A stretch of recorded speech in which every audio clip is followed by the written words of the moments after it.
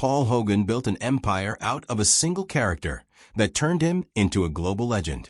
But away from the laughter and fame, his personal life was a tangle of sacrifice, regret, and heartbreak. His love story with Linda Kozlowski began with stolen glances on a movie set and blossomed into one of Hollywood's most talked-about romances. Yet, what seemed like a dream soon turned into a reality that left scars neither of them could erase. Today, at an age when most men have long made peace with the past, Paul has begun to speak openly about the marriage that both defined him and nearly destroyed him. The beginnings of two worlds colliding. The story starts in 1985 when Paul Hogan was already a household name in Australia. Born in Sydney in 1939, he had risen from working-class obscurity on the Sydney Harbour Bridge to becoming a television star with The Paul Hogan Show. His humor, wit, and everyman persona made him a national treasure. By his mid-40s, he was determined to break into Hollywood. That determination gave birth to Crocodile Dundee, a project he co-wrote and starred in, betting everything on its success. On the other side of the world, Linda Kozlowski was chasing her own dreams. Born July 7, 1958, in Fairfield, Connecticut, she had graduated from Juilliard's prestigious drama program in 1981.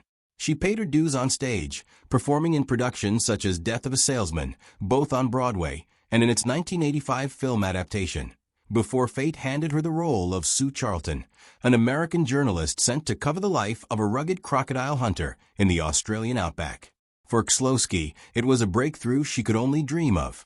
When filming began, Hogan was still married to his first wife, Nolene Edwards, the woman he had wed in 1958 and with whom he had 5 children.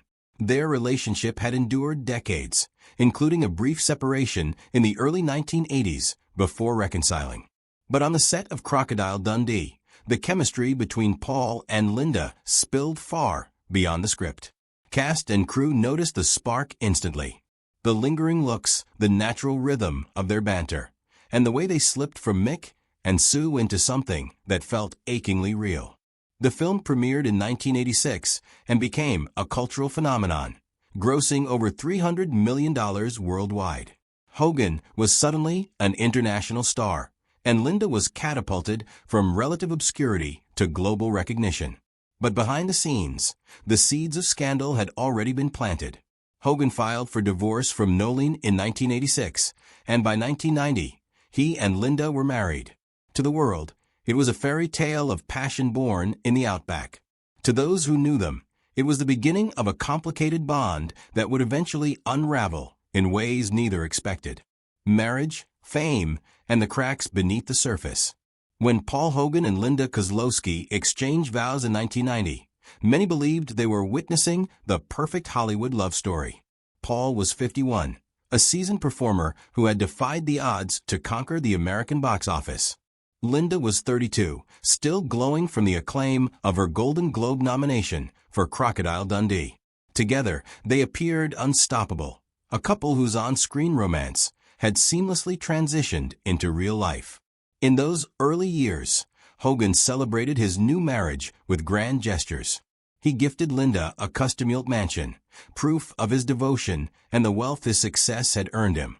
Their partnership extended onto the screen as well. The pair co-starred in films such as Almost an Angel and Crocodile Dundee 2, reinforcing the image of a glamorous duo. By 1998, their family grew when Linda gave birth to their only child, a son named Chance. Hogan, already nearing 60, poured his energy into fatherhood, while Linda embraced motherhood with the same focus she once reserved for acting. But cracks began to appear almost as soon as the applause died down. Despite his international fame, Paul remained deeply traditional. He wanted stability, a homesick-centered life, and a wife who would prioritize family over career. Linda, by contrast, still longed to explore her potential beyond being Mrs. Hogan. After Crocodile Dundee in Los Angeles in 2001, her final film role, she became increasingly frustrated with Hollywood's TYP casting. She spoke candidly about the shallow scripts offered to her, usually relegated to the girlfriend of a comic lead, and admitted they gave her ulcers from the sheer lack of care on set. For Linda, Life with Paul soon felt suffocating. Friends later revealed she felt imprisoned, as though she had lost her identity. Paul, however, believed he was doing what was best for their family. He was never one to express affection with flowery words. In his mind, providing financially and staying committed was enough. Yet, Linda's silence grew louder. By the time Chance was old enough for school, the couple's differences, whether about lifestyle, ambitions, or emotional needs, had carved a divide that was impossible to ignore. The breaking point and the 2013 divorce. By the early 2000s, the quiet tensions between Paul Hogan and Linda Kozlowski had hardened into something irreversible. For more than 2 decades, they had stood side by side as one of Hollywood's most recognizable couples. But the reality behind closed doors told a different story. Linda had given up her acting career, trading scripts and sets for school runs and domestic life. For years, she accepted it, but the longer she lived in Paul's world, the more she felt her own slipping away. In October 2013, Linda made the decision that shocked fans but felt inevitable to those closest to her. She filed for divorce in Los Angeles Superior Court. She cited irreconcilable differences, a phrase that sounded clinical on paper, but concealed years of emotional distance. At the time, she was 56, while Paul was 74. Their son Chance was just 15, old enough to sense the changes in his family, but too young to fully understand the weight of them. The divorce proceedings moved quickly, and by July 2014, the split was finalized. The settlement revealed a telling picture of how their lives would diverge. Paul retained full rights to his iconic Crocodile Dundee character and the film company behind it, a reminder that the role which brought them together was still the center of his identity. Linda, meanwhile, walked away with a one-off payment of $6.25 million. There would be no spousal support, no ongoing financial ties. They agreed to share custody of Chance, and Linda was granted the right to remain in their Los Angeles home for 4 years or until she remarried. For Linda, the end of the marriage was less about bitterness and more about reclaiming herself.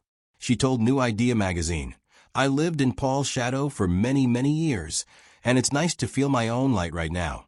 Her words carried the exhaustion of someone who had given up her dreams only to find that sacrifice was not enough to sustain happiness. For Paul, the divorce was an undeniable blow, though he insisted it was amicable. He admitted later that the marriage had become worn out, describing the last years as lifeless compared to the bright beginning. Life after divorce, 2 very different paths. When the marriage ended, Paul Hogan and Linda Kozlowski stepped into starkly different worlds. For Linda, the divorce became a catalyst for reinvention. She had walked away not only from Paul, but also from the shadow of his fame.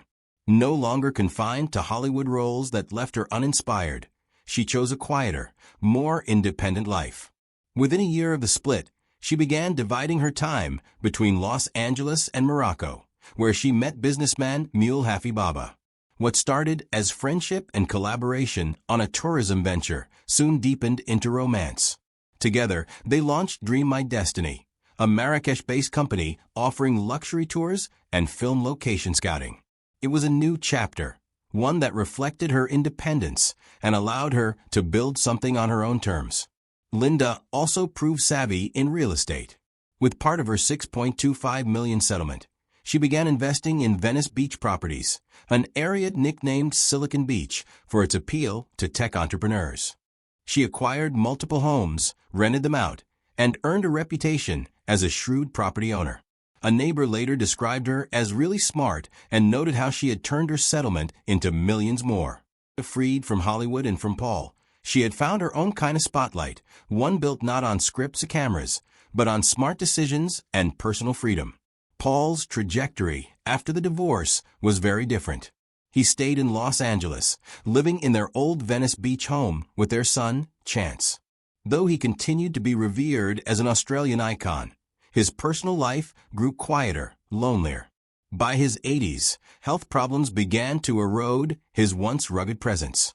Muscle atrophy and chronic pain left him frail, and his few public appearances showed a man far removed from the charismatic outback hero audiences remembered. He admitted in a rare interview, I once had it all, fame, fortune, and a wonderful wife, but in the end, I still feel like I lost something most important. While Linda built a life of freedom and love in Morocco, Paul remained tied to the past, haunted by memories of what he had lost. Their paths, once inseparable, now moved in opposite directions, exposing just how different their definitions of happiness had become. Controversies, regrets, and Paul's public confessions. For Paul Hogan, life after Crocodile Dundee was not just marked by fading fame, but by battles that tested his resilience. Beginning in 2003, he was swept into a lengthy investigation by the Australian Taxation Office, accused of funneling millions from his films into offshore accounts known as Operation Wixenby. The probe stretched on for 7 years, casting a heavy shadow over his reputation. At one point in 2010, when Hogan returned home for his mother's funeral, he was hit with a departure prohibition order that barred him from leaving Australia until his alleged tax debt was resolved. The figure cited was staggering, 37.5 million Australian dollars. Hogan maintained his innocence throughout, insisting he had paid his share of taxes. In the end, the charges were dropped in 2010, and by 2012, a confidential settlement was reached. But the years of scrutiny left his career and public image deeply scarred. These controversies, combined with the collapse of his marriage, created a man who seemed increasingly disillusioned. Though he had once been quick-witted and effortlessly charming, his interviews in later years revealed more vulnerability. "I always thought I was doing the right thing," he admitted when reflecting on his relationship with Linda. But sometimes that's not enough to make someone stay. It was a rare glimpse into the regrets he carried, a recognition that providing materially was never a substitute for emotional closeness. By 2022, Hogan's health had deteriorated further. He spoke candidly about his struggles with muscle wastage and chronic pain, acknowledging that age had caught up with him. Yet the deepest wounds were not physical. In moments of honesty, he confessed that despite his wealth and fame, he felt empty without Linda. Friends observed that he often seemed lost in memories of the past, walking alone along the Venice Beach shoreline, where he and Linda once strolled together. The man who had once defined rugged masculinity on screen was now confronting the fragility of real life. Behind the bravado, Paul Hogan was left with the haunting awareness that the love story which defined him was also the one that ended in the loneliest of ways. Reunion, on screen, and the final years. In an unexpected twist, the story of Paul Hogan and Linda Kozlowski did not end with divorce papers and separate lives. In 2025, more than 2 decades after their last film together, the pair reunited for Crocodile Dundee, the encore cut. The project brought a remastered 4K version of the original film back to cinemas alongside a new behind-the-scenes documentary titled Crocodile Dundee, Lightning in a Bottle. For fans, it was a nostalgic gift. For Paul and Linda, it was something more, a reminder of the story that had changed both of their lives forever. By this point, Paul was 85 and frail, yet visibly moved to stand once again beside Linda. Reports suggested that the project gave him a new lease on life, a chance to revisit not only the film that defined his career, but also the partnership that had shaped his personal journey. Their son, Chance, now 26, was supportive, acknowledging that seeing his parents work together again was meaningful after years of distance. Yet, the reunion was bittersweet. Linda had long since built a new life in Morocco with her partner, while Paul remained alone in Los Angeles, coping with health struggles and growing concerns about Chance's erratic behavior. He no longer sought to rekindle the romance. Instead, his reflections carried a tone of resignation. "I loved her deeply," he admitted in a recent interview. But sometimes love just isn't enough. It was both a confession and an epitaph for a marriage that had once captivated millions. For Paul, the final act of his life has been less about stardom and more about reckoning with lost time, failed expectations, and the haunting memory of the woman he could not hold on to. He may have been the man who brought Mick Dundee to the world, but in the quiet of his Venice Beach home, he was simply an aging icon living with regret. Their story was filled with love, sacrifice, and heartbreak. One that reminds us how even the brightest romances can fade. What do you think was the biggest turning point in Paul and Linda's relationship? Share your thoughts below, and don't forget to like, subscribe, and hit the notification bell for more stories like this.